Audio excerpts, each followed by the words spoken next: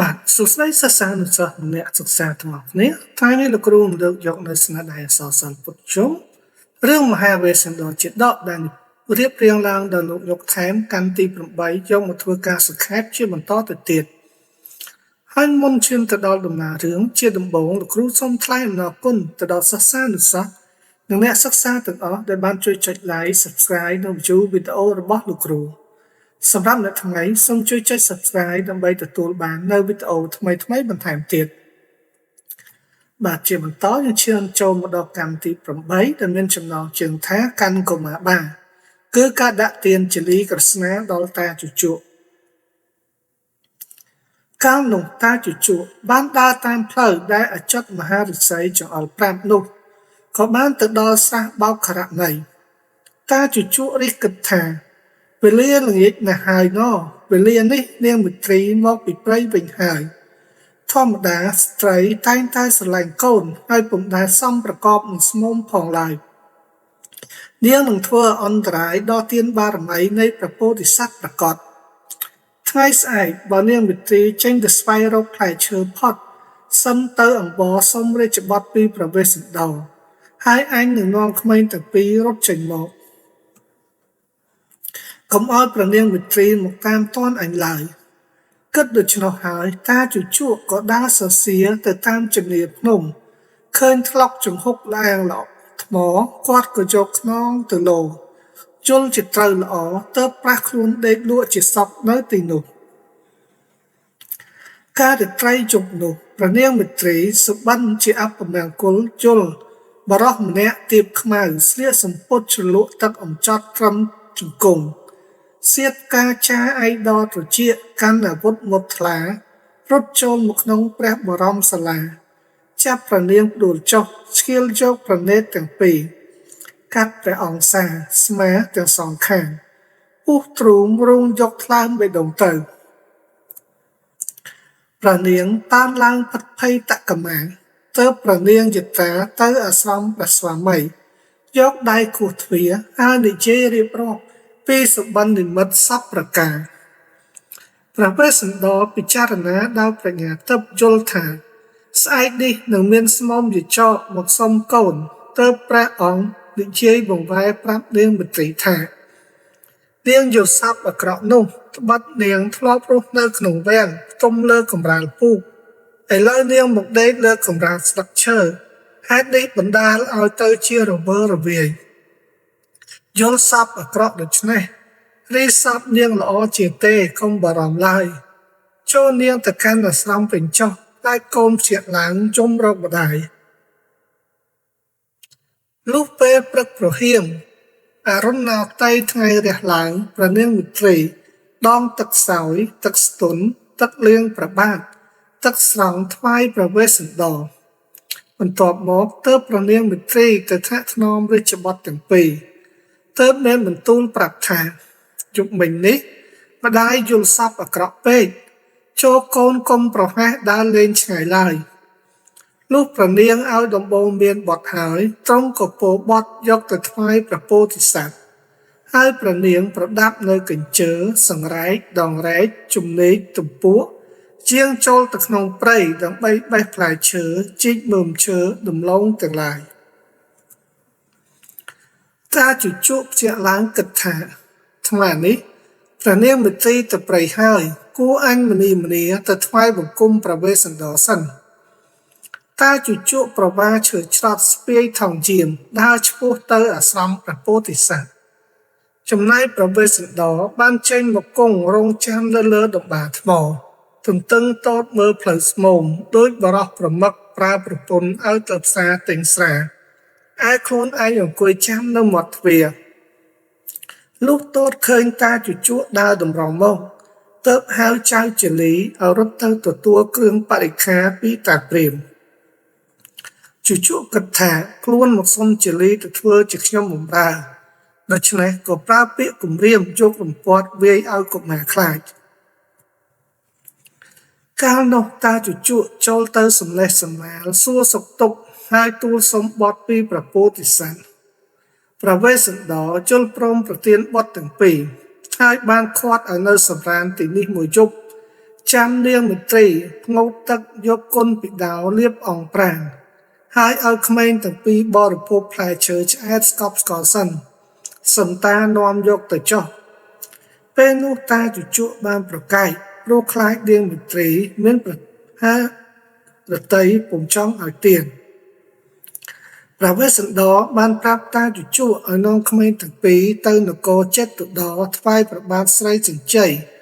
នោះទ្រង់នឹងប្រទានមាសឲ្យព្រាហ្មណ៍ច្រើនពន្លឹកកាលនោះតាជជក់តបថាខ្លាចព្រះបាទស្រីសញ្ជ័យដណ្ដើមយករាជកុមារទាំងពីរហើយដាក់ទោសសម្រាប់គាត់ឯនាងអមិតបតាជាភរិយានឹងដេះដៀលថាព្រាហ្មណ៍កញ្ចាស់ពុំចេះដើរនាំមកខាតទាំងទ្រព្យ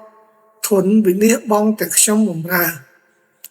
នៅពេលបានស្ដាប់ឮពាក្យសម្ដីរឹងរូសរបស់តាព្រាហ្មណ៍ជលីនិងក្រស្នាមានការភិតភ័យយ៉ាងខ្លាំងទើបបបួលគ្នារត់ទៅដល់ឆ្នេរស្រះបោកខរណីរាជកុមារទាំងពីរបានដើរថយក្រោយចុះទៅក្នុងស្រះបោកខរណីនោះយកស្លឹកឈូកគ្របពីលើសេរសាហើយបបួលគ្នាសំងំនៅស្ងៀម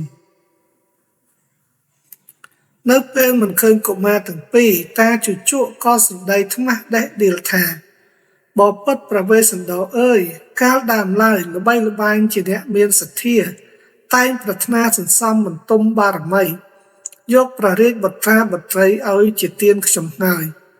លុះឮថាខ្ញុំនឹងនាំទៅលំនៅឯកលង្ករាជឲ្យទៅនៅបម្រើនាងអមិតបនាក៏ប្រើកន្ទុយភ្នែកឲ្យបត់ទាំងពីររត់បាត់កាលនោះព្រះវេស្សន្តរមិនសនុកហរតីទើបចេញទៅស្វែងរកបត់គ្រប់ទីកន្លែងក៏ឃើញស្នាមជើងបត់ដើរឡើងចេញពីស្រះទ្រង់ក៏ពិចារណាដឹងថាបត់ទាំងពីរកំពុងពួននៅក្នុងទឹកព្រះវេស្សន្តរមានបន្ទូលថាកូនអើយចូលបំពេញទានបារមីរបស់ឪពុកឲ្យបានពេញបរិបូរណ៍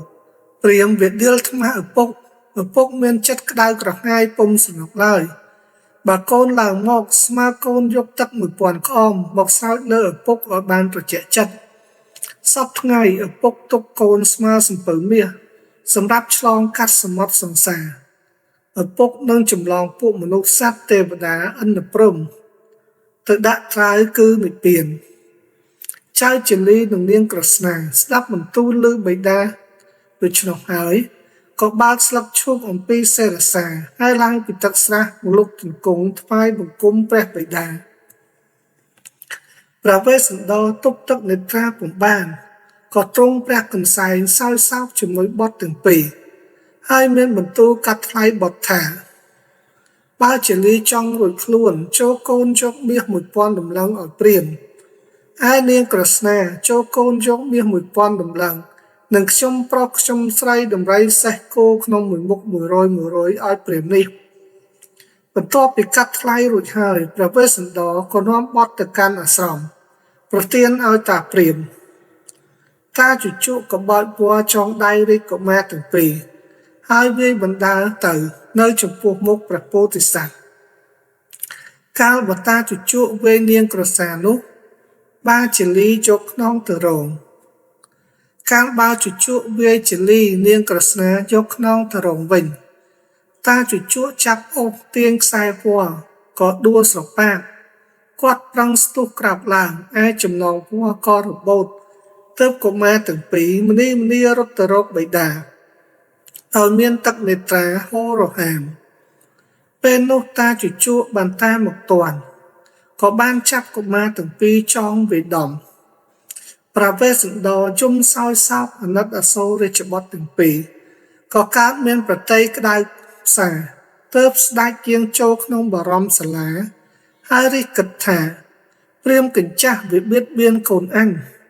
អាត្មាអញនឹងយកធ្នូបាញ់សម្លាប់តាព្រាហ្មណ៍មកខ្សែជីវិតសំយោគកូនអញទាំងពីរវិលមកវិញត្បិតវាពុំស្រឡាញ់វាយដំកូនអញជាពន្លឹកប៉ុន្តែព្រះវេស្សន្តរបានរំលឹកទៅដល់ប្រពៃណីនៃព្រះពោធិសត្វពីបុរាណលោកមិនដែលខានធ្វើបញ្ចមហាបរិច្ចាគគឺធនបរិច្ចាគបទបរិច្ចាគភរិយាបរិច្ចាគអង្គបរិច្ចាគនិងជីវិតបរិច្ចាគ ទើបបានត្រាស់ដឹងជាប្រពុតព្រះវេស្សន្តរបានដៀលថ្ងាសខ្លួនឯងថាធម្មតាអស់អ្នកផងតែគេឲ្យទានហើយគេមិនដែលចុចថយក្រោយឡើយហេតុនេះគុំថាព្រាមវេដំនាំយកទៅសំបីវានឹងសម្រាប់កូនអញបងទៅក្តីក៏ស្រែកនៅនឹងអំពើវាចុះរីព្រះពោធិសត្វព្រះអង្គទ្រង់អធិដ្ឋានសមាទានខ្ជាប់នូវទានបារមីតម្កល់ទុកក្នុងព្រះរាជហឫទ័យហើយទើបស្ដេចចេញពីបណ្ណសាលា